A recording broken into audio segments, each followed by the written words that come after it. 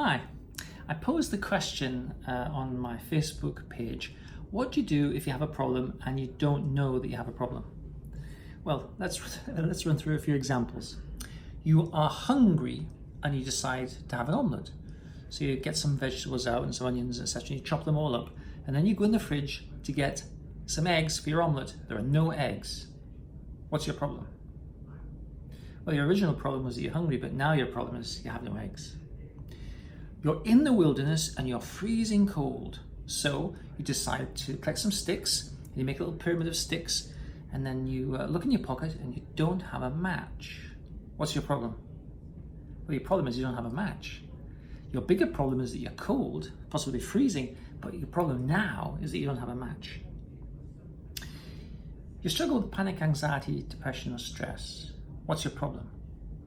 Well, I'm going to say that your problem is that you don't have a solution that you can use right now to start to work on the problem. And that means that it feels like there's not much you can do about the problem. And I think that's the problem of panic, anxiety, depression, and stress. It feels like there's nothing that you can do right now in this moment to resolve it. I think it's really an interesting idea to reframe problems in ways that we can find a solution. So, for instance, you've got no eggs, so you turn your omelette makings into a stir fry. You're cold, but you've got no matches, so if you're Bear Grylls, you get your knife and you stab a hole in your phone battery and it bursts into flames, and now you have a fire.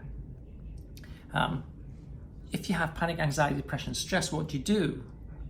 You suffer. I mean, if you don't have a solution that you can use right now, what do? You suffer. Perhaps see your doctor in due course, get on some medication. But psychological problems don't seem to lend themselves to the same kinds of practical solutions as practical problems do. But that's possibly because we're not reframing it, right? You need to just find a way to do something today that makes the problem of panic, anxiety, depression, stress, whichever it is you suffer from, you need to make that problem better today in some form. You need to work the problem.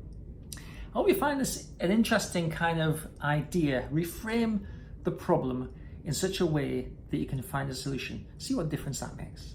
Thanks for taking the time to watch and listen.